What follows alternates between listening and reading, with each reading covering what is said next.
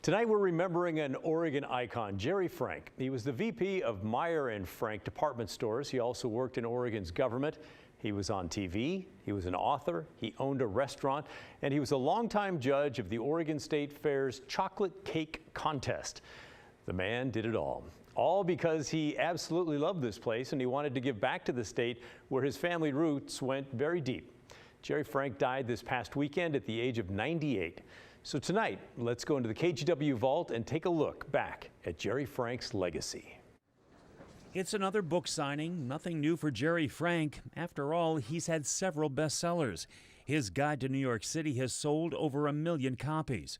Gerry Frank's Oregon is just the latest chapter in a career that's all about giving back to the state he loves. Passionately. Gerry is once again connecting with Oregonians. It's a book about places to eat and shop and stay and people and incidents in Oregon. And sharing the story of his family's important contribution to Oregon's retail history, Meyer and Frank department stores. I like to think that my life is devoted to thanking the people of Oregon for what they have done for me and my family for 7 generations since 1857. He was taught early that service was a priority, whether for the nation, serving in the U.S. Army Field Artillery in Europe, or here at home.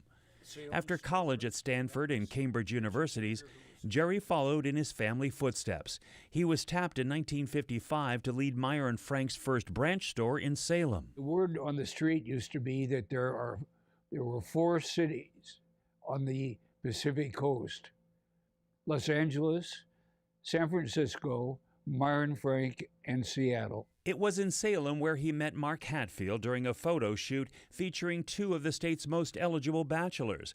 When Hatfield decided to run for governor, Gerry ran the campaign, and true to his word after his inauguration in 1959, Hatfield appointed Gerry as the sole judge of the Gerry Frank Chocolate Layer Cake Contest at the State Fair. There were 3 cakes.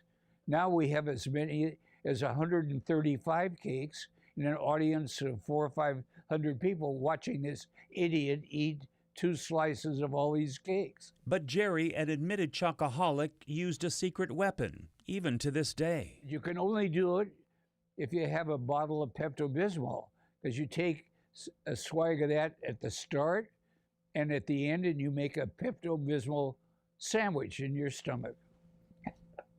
The campaign and the department store were both successful, but in 1965, the Meyer and Frank stores were sold to the May Company. Gerry says it was the worst day of his life. The in-between period between the time that Meyer and Frank was sold to the May Company and the time when Macy's bought out all the May Company stores, it was a disaster. The May Company ruined Meyer and Frank. Gerry left the company a year later, so with more free time, he chaired Mark Hatfield's senatorial campaign in the mid-60s.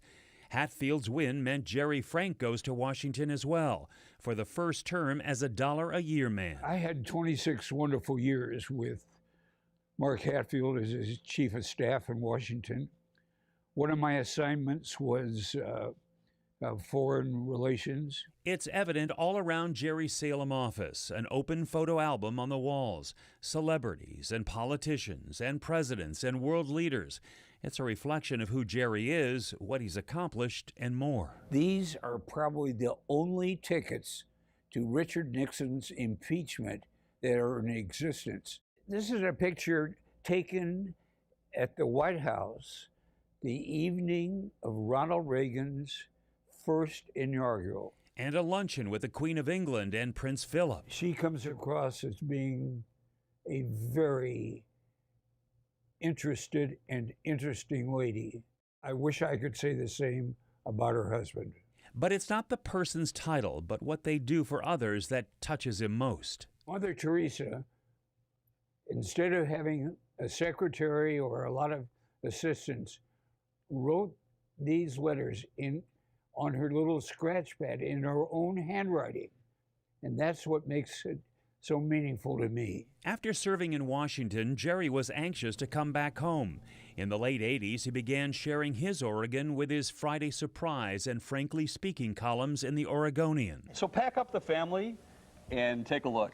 Pack me up, Gerry, next time you go. I love doing the television bit.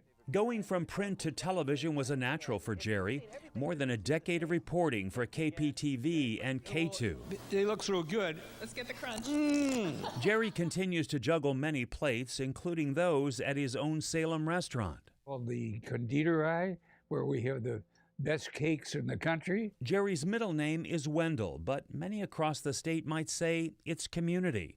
Frank is on the board of numerous organizations. I have a children's care center at St. Vincent's Hospital. With awards and honors and thanks to show for it, including the Premier Citizens Award given to him by Governor John Kitzhaber in 2000.